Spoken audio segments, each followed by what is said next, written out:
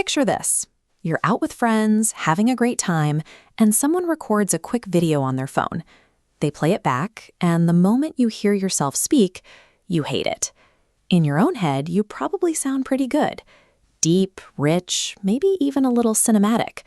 But that person coming out of the phone speaker, they sound completely different. A little thinner, higher pitched, and painfully awkward. You've been speaking your whole life. You've heard your own voice tens of thousands of times. So why does the audio on a recording feel like a stranger hijacking your vocal cords? It turns out your brain receives a version of your voice that no one else hears. Your skull provides a built-in bass boost, making your internal voice sound much deeper than it actually is. That high-pitched recording on your phone is the version everyone else has heard for years. Your own head has just been keeping the objective truth a secret. To see how your brain pulls this off, we have to look at this diagram of the human head to track how sound actually reaches your ears. The first path is called air conduction. When you speak, sound travels out of your mouth, through the air, and loops right back into your outer ear. Those airborne sound waves hit your eardrum and eventually reach a small, fluid-filled chamber deep inside your head called the cochlea. Think of the cochlea as your body's main audio receiver, translating those vibrations into signals your brain can process. But while that air path is doing its job, there is a second, hidden pathway firing at the exact same time. When your vocal cords vibrate, they don't push air alone. They also shake the physical, solid structures of your jaw and your skull. Those vibrations travel straight up through your bones, entirely bypassing the outside air, and land directly in that same cochlea. This is called bone conduction. Here is the catch. Solid materials like bone are terrible at carrying high-pitched sounds, but they are incredible at carrying deep, warm tones. The thick bones in your skull act like a natural subwoofer. They heavily amplify the lower, warmer frequencies of your speech, anywhere from 200 to 1,000 hertz. When you speak, your internal ear is mixing two completely different tracks together.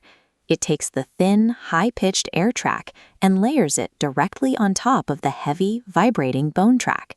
The result is a physically impossible, bass-boosted illusion that only you hear.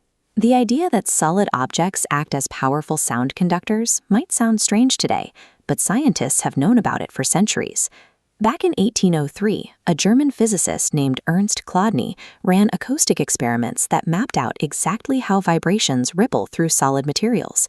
He proved the very science that explains why your jaw acts like a heavy speaker wire. And one of the greatest composers in history used this exact physical principle to continue his work when his hearing began to fail.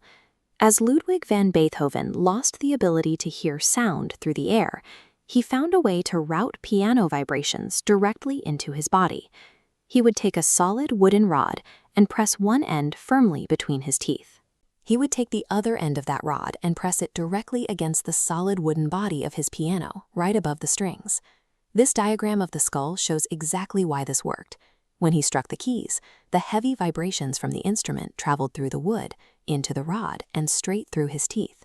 He routed the music up his solid jawbone and directly into his working inner ear.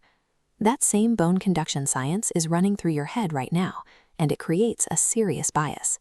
When researchers play people recordings of their own voice with those rich bone-conducted frequencies added back in, subjects consistently rate themselves as sounding more attractive and authoritative. This is why hitting play on a video is so jarring. A microphone cannot record your vibrating skull. It only captures the airborne sound. The moment you listen to a recording, you lose the skull's internal bass, leaving you with a voice that feels thinner and less familiar. If you want to prove this to yourself right now, without touching your phone, you can. Grab 2 stiff file folders or a couple of magazines and place them flat against the sides of your head, sticking straight out right in front of your ears. Keep them there to block the sound waves that sneak up the side of your face. Now, take a breath and count out loud from 1 to 5. The way you hear yourself changes instantly. By blocking the feedback loop that travels up the side of your face, you force the sound waves to travel further out into the room before bouncing back into your ears. Suddenly, your words sound exactly like a recording. It takes time to get used to this difference. Professional singers and podcasters only overcome the initial discomfort after listening back to themselves hundreds of times. So, the next time you win set a playback, try to reframe it. That audio isn't a bad version of you. It is the real-world voice that your friends, family, and coworkers have heard every day, and they have always accepted it. You cannot alter the physical shape of your vocal cords, but you can actively improve how your voice resonates in the world. Many people get tense during a conversation and speak shallowly from their upper chest. This naturally restricts airflow, creating a tight, thin sound. You want to aim for the stable sound produced by engaging your lower body. To see how to fix this, let's look at this diagram of the human torso.